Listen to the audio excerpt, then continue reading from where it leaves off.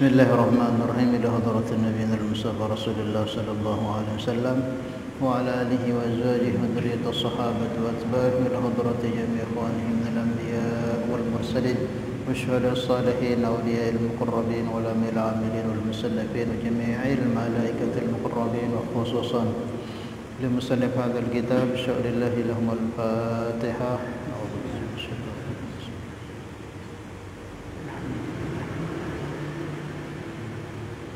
Ya kan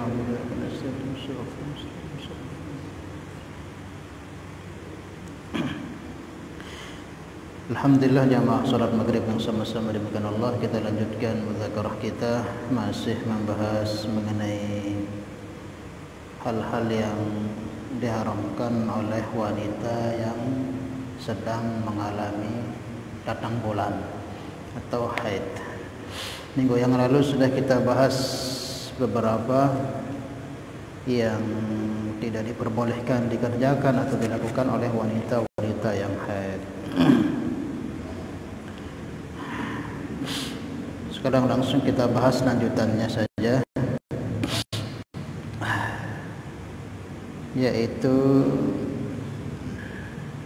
wal khamisu, dan yang kelima dukhulul masjid, yaitu masuk masjid lil haidi, bagi wanita yang haid, in khafat talwithahu, jika mengkhawatirkan akan mengotori masjid atau nanti jatuh darahnya ke masjid. Ini termasuk yang tidak boleh dikerjakan oleh seorang wanita, yaitu masuk masjid, karena masjid itu tempat yang sangat mulia, Baitullah. Jangankan darah, benda-benda yang suci walaupun bersih itu pun kalau di masjid berserakan kurang adab, apalagi sampai benda najis. Darah ini kan najis. Maka bagi wanita yang haid tidak diperbolehkan masuk masjid. Al-mukthu, berdiam di masjid. Dalilnya di qaulihi sallallahu alaihi wasallam, karena sabda Nabi, la uhillu al-masjida li haidin wala li junubin. Nabi bersabda sallallahu alaihi wasallam, tidak dihalalkan masjid untuk dimasuki atau didatangi oleh wanita-wanita yang haid.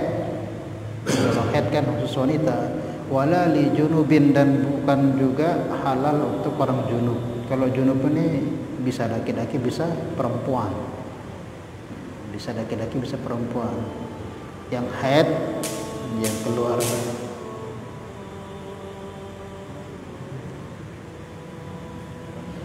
keluar darahnya, datang bulannya, tidak boleh berada di masjid. Juga yang junub ini entah laki-laki entah perempuan yang sedang pernah berkumpul dengan istrinya atau suaminya, kemudian kerja rumahnya walaupun tidak bersetubuh, itu tidak diperbolehkan berdiam di masjid. Nah, dengan dalil inilah maka ulama mengharamkan, tidak memperbolehkan perempuan masuk masjid. Wasadisu, dan yang ke-6 tawaf, fardhon atau nafilan. Tawaf ini kan statusnya sama kayak sholat. Dan tempat kita tawaf itu kan di Ka'bah, mengitari Ka'bah. Nah, Ka'bah ini berada di dalam pusatnya Masjid Haram. Jangankan tawaf, masuk aja kita nggak boleh, apalagi sampai tawaf. Nah, makanya kalau bahasa ulama, tawaf itu kayak sholat tahiyatul masjid. Jadi tahiyatul masjid kita masuk ke Masjidil Haram ya tawaf itu. Nah, sudah diperbolehkan, mau fardu atau sunnah. Yang fardu seperti tawaf wada, seperti tawaf ifadah. Ada yang sunnah juga seperti tawaf qudum, semuanya tetap tidak diperbolehkan. Seperti yang katakan tadi, jangankan tawaf, masuk masjid aja nggak boleh, apalagi sampai tawaf mengitari Ka'bah itu. Kemudian ini yang mungkin penting juga, wasabi'u, dan yang ke-7 al-wad'u, termasuk larangan bagi wanita yang haid itu tidak boleh dikumpuli oleh suaminya. Hukumnya haram, tidak diperbolehkan. Malah kita itu kalau perempuan haid itu dalam Al-Quran disebutkan, dulu sahabat pernah bertanya, wa yas'alunaka 'anil mahid. Para sahabat bertanya, ya Rasulullah, bagaimana ini diabadikan dalam Al-Quran? Bagaimana mengenai wanita yang haid? Darah haid itu gimana? Qul huwa adza. Maka Nabi sabdakan, dan ini diabadikan dalam Al-Quran, ketahuilah sesungguhnya darah haid itu darah penyakit. Fa'tazilun nisaa fil mahid. Maka ketika dia haid itu kamu jauhi. Jauhi maksudnya jauhi, jangan dikumpuli, jangan dijima. Itu bukan dijauhi terus diusir dari rumah kayak pemahamannya orang-orang jahiliyah dulu itu. Kalau ada istrinya haid itu nggak dikasih masuk rumah, jadi tempatnya itu kayak semacam kandang dibuatin gitu. Nggak boleh diajak makan bareng, nggak boleh, pokoknya di luar rumah dia. Nah, bukan hanya dikumpuli tapi nggak boleh berada di dalam rumah. Itu zaman jahiliyah dulu. Dan datangnya Rasulullah, maka wanita ini dimuliakan.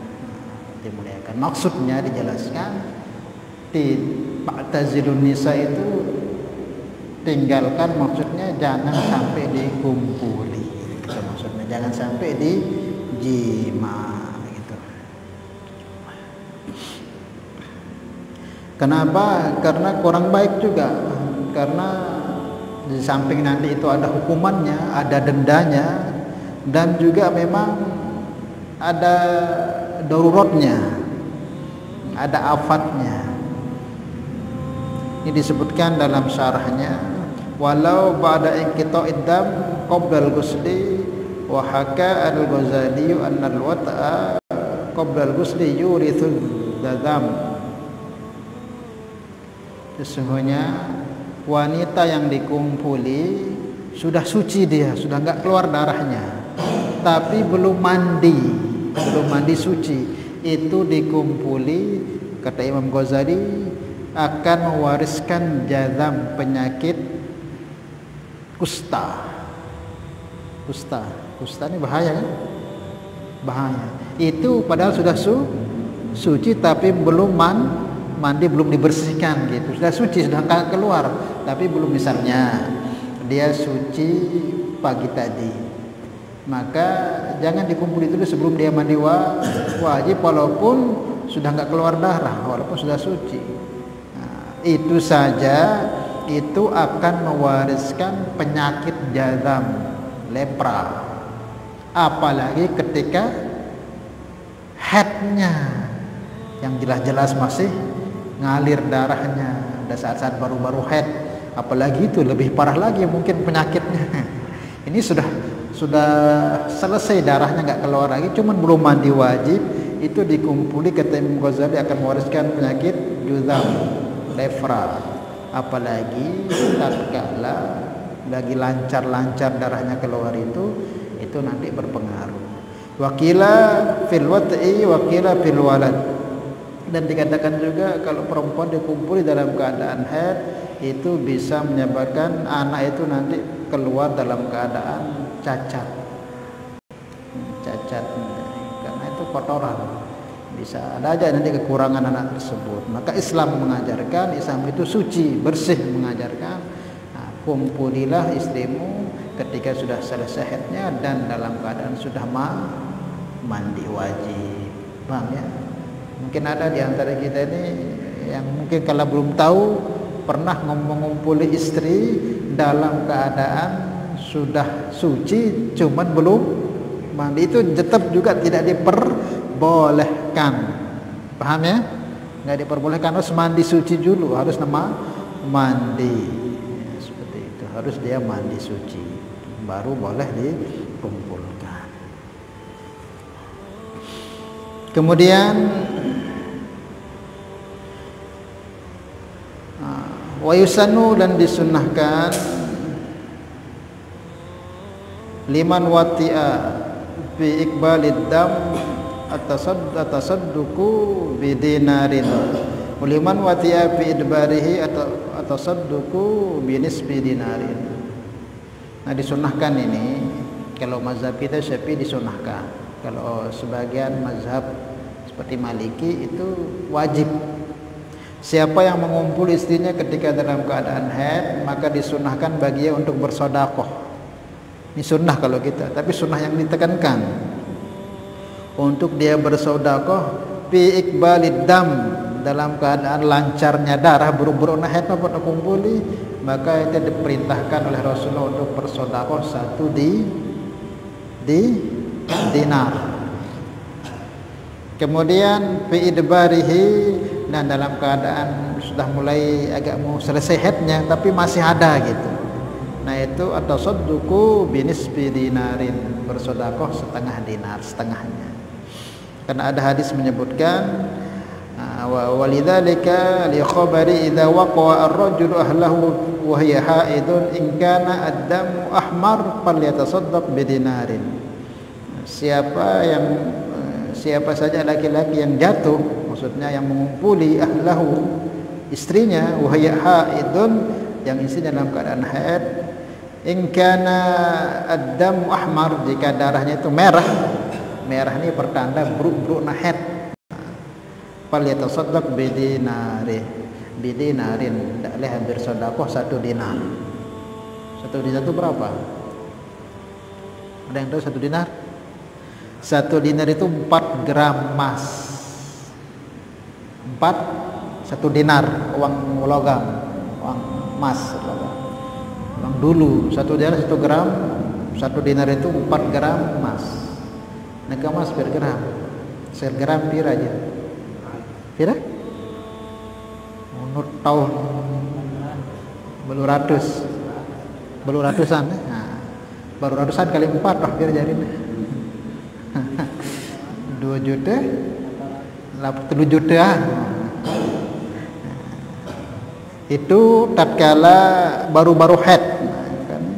In kana ad-damu ahmar falyatasaddaq bidinar. Jika darahnya masih merah, maknanya baru-baru dia haid, maka hendaklah dia bersedekah 1 dinar. Kalau uang kita itu ukurannya 3 jutaan lah, sudah kadang bisa mat sampai 1 juta juga ada yang sampai 900 juga ada. Lumayan 1 dinar. Kemudian wa in kana asfar, dan jika darahnya sudah muning ini isyaratnya sudah mulai selesai, sudah haidnya, sudah mulai kuning warnanya, sudah tinggal bekas-bekasnya saja. Kalau di saat itu dikumpuli falyatasaddaq bi nisbi dinar, maka disunahkan bersedekah setengah dinar, berarti 16 juta setengah atau juta 600. Lumayan harga HP Oppo. Hah? Ringanan. Lumayan. No, sekali, 2 kali, 3 kali, 4 kali tekor.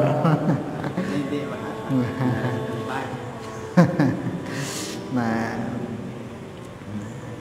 lebih baik dihindari. Itu dalilnya ya, riwayat Imam Abu Daud. Siapa yang mengumpuli istrinya dalam keadaan haid, jika darahnya masih merah baru-baru haid, maka bersedekah 1 dinar. Kalau uang kita itu, kalau itu gramnya ya 4 gram, ya 3 jutaan. Kemudian jika mau berhenti haidnya, kuning warna darahnya, udah mau syarat mau berhenti, itu setengah dinar. Kalau uang kita ya 1.500.000-an lumayan. Maka kita Imam Syafi'i kalau melakukan seperti itu disunnahkan bersedekah.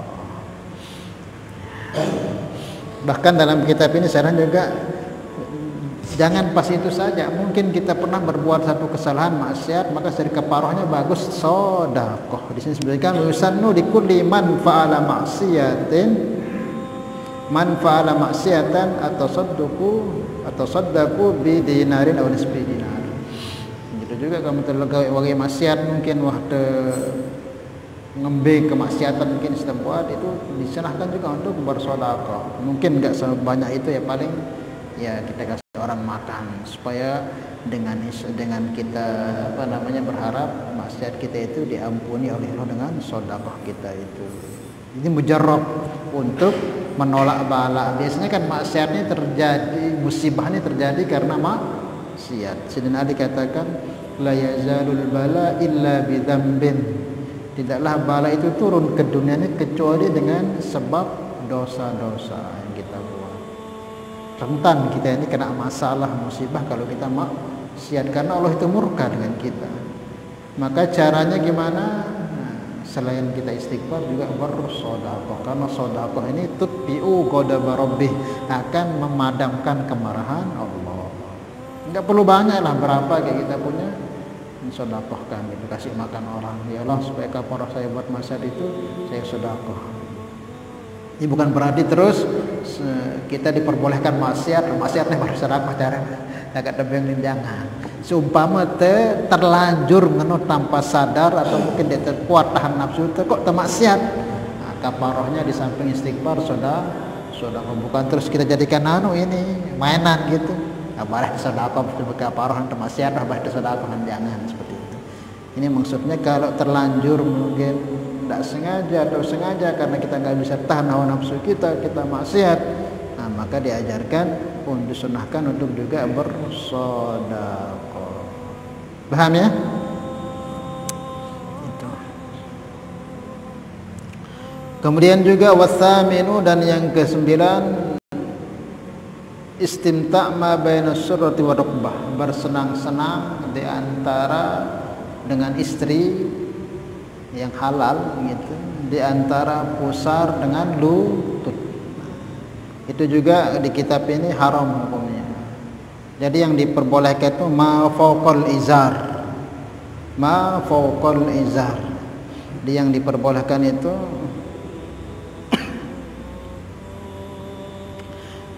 wa yahrumu 'alal mar'ati wa hiya haid an tubashira ar-rajulu bima baina surratiha wa rukbatiha. Haram hukumnya laki-laki itu dikumpuli oleh suaminya di antara pusar dengan lututnya.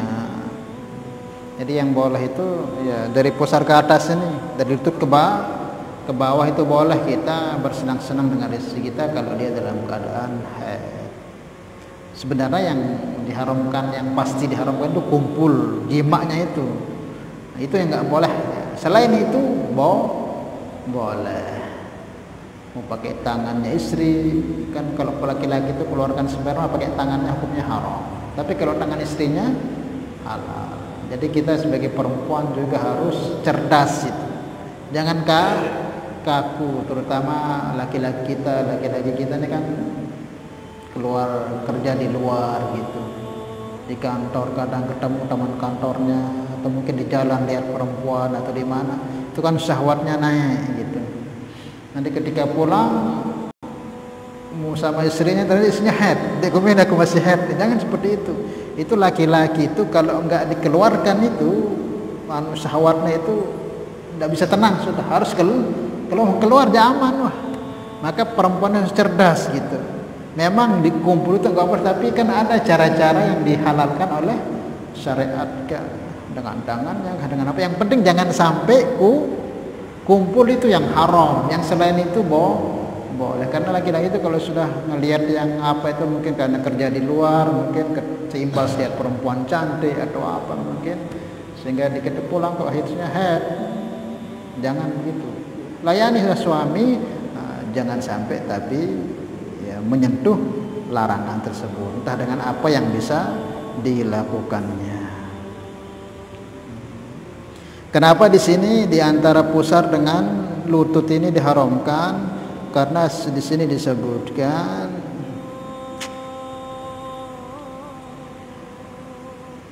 walau bila syahwatin bima yadu ilal jima. Karena kalau di antara pusar mungkin di paha itu juga mungkin kalau ada laki-laki seperti itu ketika haid boleh hukumnya, dengan paha istrinya boleh hukumnya. Cuman kalau di sini diharamkan apa? Karena akan namanya laki-laki itu kan kalau naik syahwatnya itu idza qama dzakaru abdi dhahaba thulutsa dinih, katanya dalam kaul ulama ini. Kalau berdiri zakarnya laki-laki itu hilang setengah daripada sepertiga dari agamanya. Kalau anunya laki-laki itu berdiri hilang setengah agamanya. Maknanya nanti kalau dia bermain-main dengan istrinya yang halal ini, dan ibadah juga ya, ibadah dikumpul istri itu ibadah besar pahalanya. Itu kok kita di antara bawah, di bawah pusat tangan lutut itu, di bawah pusat dan di atas lutut itu, nanti khawatir karena laki-laki itu nggak tahan terjerumus ke situ. Nah, makanya ya di antara pusat dengan lutut itu diharamkan juga di sini. Disebutkan man hala haulal hima yusiku antar fiha, karena dikatakan dalam hadis ini siapa yang bermain-main di jurang dikhawatirkan nanti dia akan terjerumus jatuh ke dalam jurang. Itu maksudnya siapa yang melakukan hal-hal yang seperti itu dengan istrinya di antara di bawahnya pusat dan di atasnya lutut, dikhawatirkan nanti akan terjadi hal seperti itu, maka ya diharamkan. Jadi yang boleh itu di atas pusat dan di bawah lutut. Sebenarnya juga yang di atas, di bawah pusat atau di atas lutut itu sepaha atau apa betis itu diperbolehkan. Cuman nanti karena kita itu kan nggak kuat itu laki-laki itu. Nah, nanti kalau sampai segitu bisa terjerumus kepada yang haram, berdosa nanti jadinya. Maka ya musannaf menyebutkan di sini ya yang dibolehkan itu yang di atasnya pusar dan di bawah lutut. Walaupun hakikatnya yang sebenarnya yang nggak boleh, jimanya itu yang nggak boleh. Man hala haulal hima yusiku antar fiha. Siapa yang bermain di jurang, dekat-dekat jurang, nanti kalau jatuh jangan salahkan siapa-siapa. Gitu juga orang kalau bersenang-senang dengan istrinya di bawah pusar, walaupun nggak dikumpuli, nanti merembetnya terjatuh ke situ nanti. Makanya ya, haram sudah kata para ulama. Dalam satu hadis disebutkan su'ila amma yahillu lirrajuli minal mar'ati wa hiya haidun. Nabi pernah ditanya amma yahillu, dari perkara yang dihalalkan lirrajuli untuk laki-laki, min imra'atihi, dari istrinya, wa hiya haidun, dan sedangkan istrinya dalam keadaan haid. Ya Rasulullah, apa yang boleh kita lakukan kalau istri kita ini haid? Apa yang boleh, yang halal kita lakukan kalau istri kita haid? Faqala, maka Nabi sabdakan ma fawqal izar, apa yang di atas sarung, maknanya pusar ke atas, itu yang boleh untuk kamu lakukan. Yang di bawah itu jangan nanti kamu terjerumus ke dalam hal yang dibenci oleh Allah, yang diharamkan oleh Allah.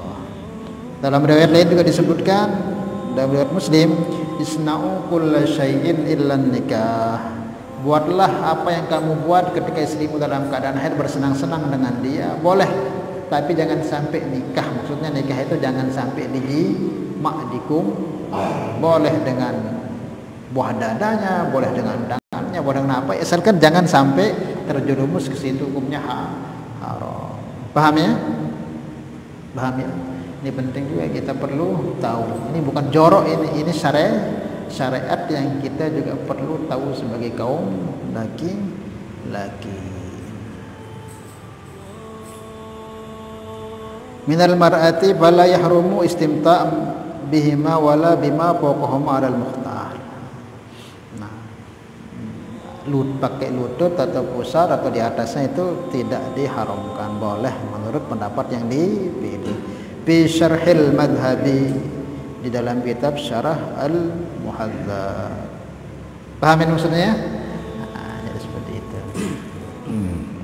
Itu yang diperbolehkan oleh agama kita. Jadi ya kita juga sebagai laki-laki jangan memaksa terjerumus ke situ, dan juga kita sebagai perempuan, kalau yang perempuan jangan sampai tidak melayani suami dalam keadaan walaupun dalam keadaan haid. Kadang perempuan amun haidna pokoknya libur lakuan dek nepongkaan semama ana dek pianku bisa semama alasan haid, kahna baca zikir wiridna, kahna gawe apa, pokoknya tidur kelembang, tidak boleh seperti itu.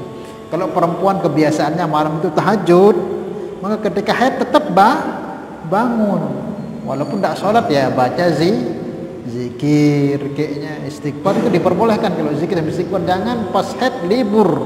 Nah, memang kebiasaannya bangun malam, perempuan tetap bangun malam, cuman jangan sholat, jangan baca Al-Quran, ya zikir istighfar diperbolehkan gitu. Paham ya? Ada sebagian perempuan itu kalau sudah haid itu libur total, dengan Allah juga dia udah beda lagi dia, yang biasanya zikir enggak, tetap dikerjakan. Yang enggak boleh itu yang kemarin itu, sholat, baca Al-Quran, bawa Al-Quran. Yang selain itu zikir, sholawat, apapun tasbih boleh. Jadi seperti itu. Dan melayani suami, masakin juga dia, buatin kopi. Dan kalau mau bersenang-senang suami jangan dia, diperbolehkan, asal jangan sampai jima itu saja yang tidak diperbolehkan oleh syariat. Karena memang hikmahnya tidak diperbolehkan itu memang mudarat. Kita pun kadang jijik kadang seperti itu. Jangan kita terkesan dengan orang-orang barat yang senangnya begitu, jangan. Bagaimana Ustadz kalau kita lewat belakang? Lewat belakang itu haram, mengumpul istri lewat belakang lumur itu haram. Mau dalam keadaan haid atau dalam keadaan tidak haid itu haram hukumnya. Tidak boleh. Oke, mungkin sebelum kita lanjutkan ke hal-hal yang diharamkan untuk yang junub. Kalau kemarin yang haid, sekarang yang junub. Sebelum kita lanjutkan itu ada yang ditanyakan. Paham tapi ini jelas? Pahamnya jelas? Samar-samar. Insyaallah, Pak. Insyaallah. Hah? Ya. Bajang-bajang ya. Bajang-bajang.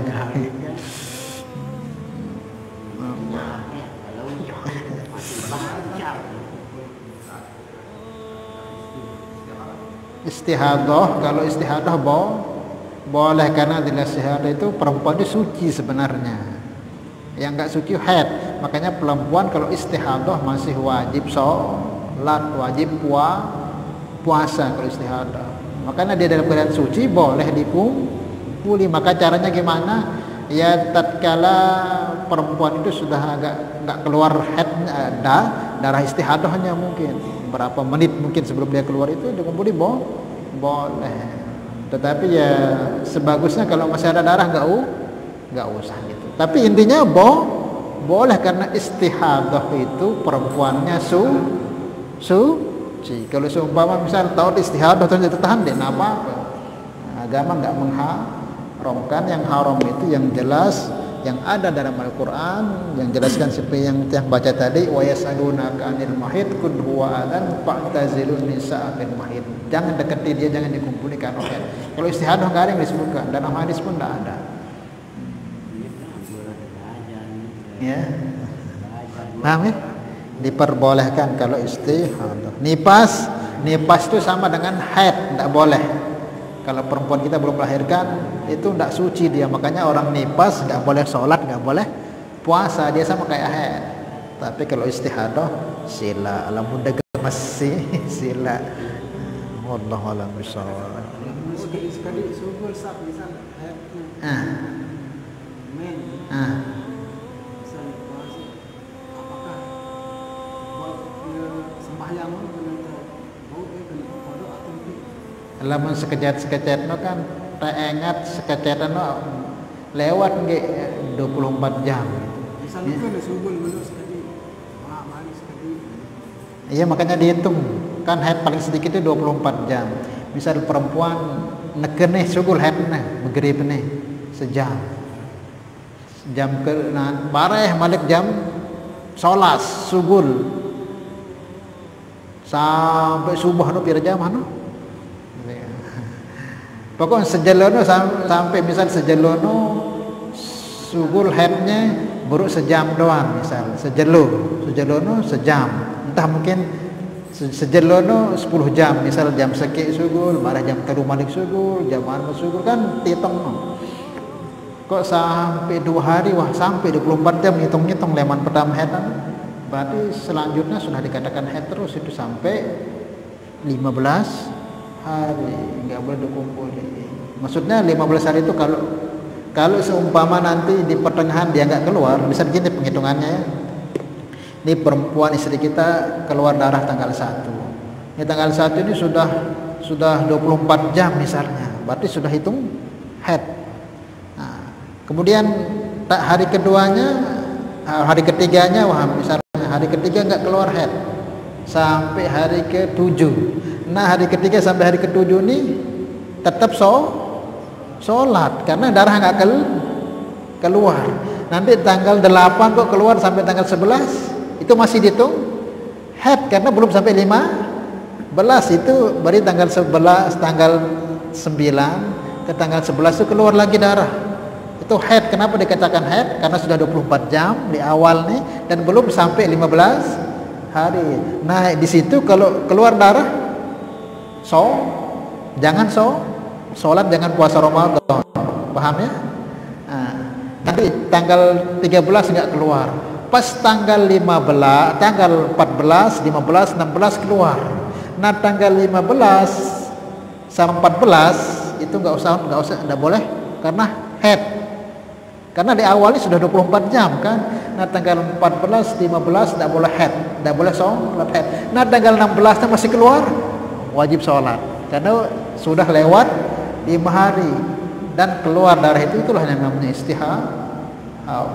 Paham? Nah, ketika enggak keluar itu tetap sholat.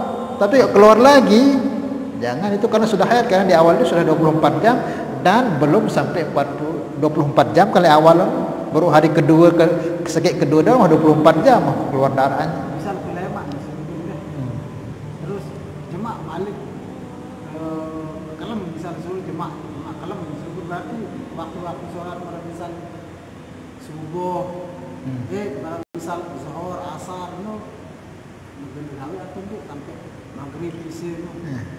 Tapi jelono ya sugul darah. Cuma kelema kan sugul kan. Kelema. Setelah itu dinara sugul. Besok lagi sampai jemaah dinara sugul. Berarti tetap sembahyang. Kan belum Untuk hati-hati, kalau memang hati-hati tetap sumpel bersihin sholat karena belum 20 angka ya.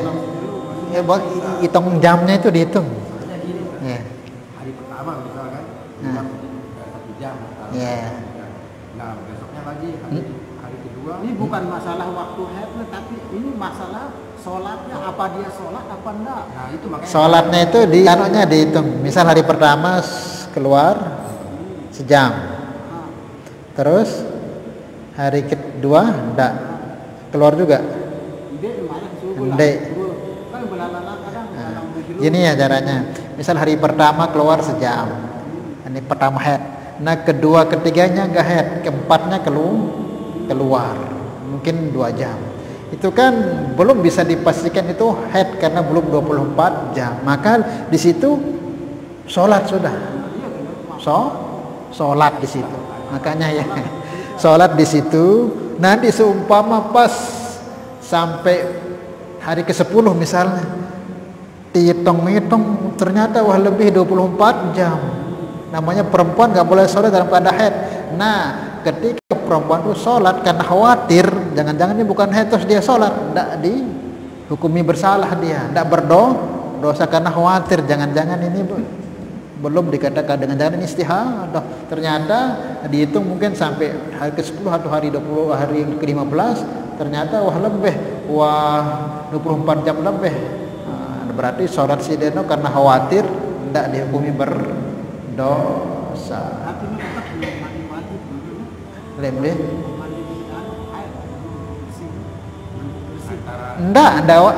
Belum mandi wajib karena dia belum tahu itu haid, karena itu bisa dipastikan itu haid juga bisa istihadah karena misalnya ke haid mereka terus untuk jaga kemungkinan kan tahu di negeri haid sampai 24 jam untuk mengerjakan sholat apa dia harus mandi bersih karena ini kan belum dipastikan antara haid dengan istihadah karena belum menyampai syarat ketentuannya. Tapi kalau khawatir jangan-jangan ini haid mandi lebih bagus. Kalau seumpama dibersihkan saja juga boleh, karena itu seharusnya belum tahu kita antara haid dan istihadah. Kalau istihadah kan nggak wajib mandi, cuma dibersihkan aja, disumpel terus sholat, nggak perlu mandi. Yang wajib mandi itu haid. Kalau memang sederhagunya itu haid ya mandi. Tapi kan belum dihitung itu, karena belum sampai 24 jam. Paham ya? Memang ini agak ribet haid. Ini harus betul-betul tahu ya, supaya kan ada perempuan itu yang normal bagus, ada kadang sebab minum ada kan obat-obat lalu itu yang bikin rusak. Ini kan perempuan itu ada yang memang kebiasaannya itu ya sampai 6 hari nggak haid lagi, itu umum sudah itu. Tapi karena minum obat penangkal haid dan apa itu, jadi berantakan haidnya itu kan teratur. Nah ini yang bikin ribet, susah. Tapi tetap saja kita tidak boleh melakukan yang diharamkan dalam haid, tidak boleh sholat, tidak boleh jima dan sebagainya. Bukan agama memberatkan, tapi ya kita ini kurang memaham. Paham ya? Ya. Jadi seperti itu, dihitung aja. Ada rekamannya yang kemarin itu, yang terakhir kajian kemarin itu, ada rumus-rumus itu diperhatikan itu. Insya Allah bisa mudah memaham. Salah ya? Yang mudah-mudahan Allah Subhanahu wa taala berikan kepahaman kepada kita, kita bisa amal dan sampaikan. Al-hadhihi al-Fatihah.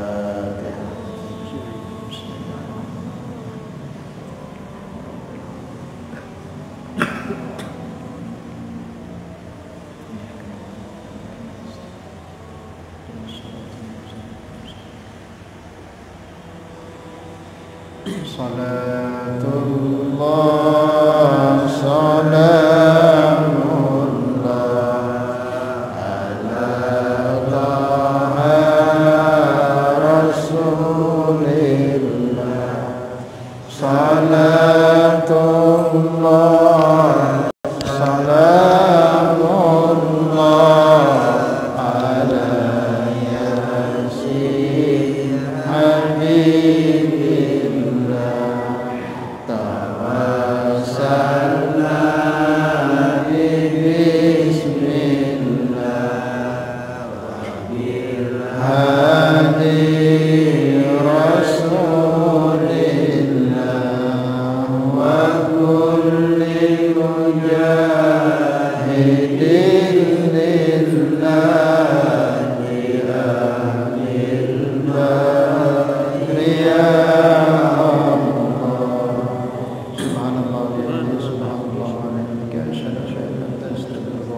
Assalamualaikum warahmatullahi wabarakatuh.